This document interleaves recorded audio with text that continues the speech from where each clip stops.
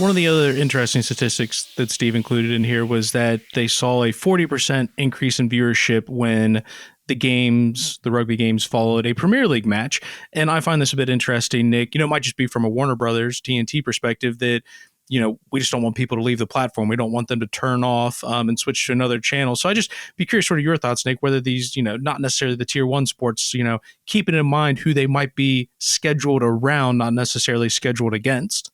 Yeah, I think it's not probably talked about enough these days about the art of scheduling and programming. And that was actually one of the great skills that many broadcasters had to have before we got to a D2C and on-demand world, where how do you schedule the content right?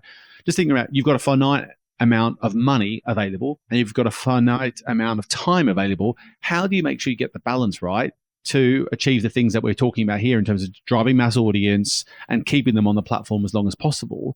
And then you've got the rights holder side that you've just talked about, and how do you make sure you can ride the coattails of some of these more premium sports to get more visibility and maybe drive fandom longer term to your sport as well, so you get higher ratings and you can get long-term fans of your sport.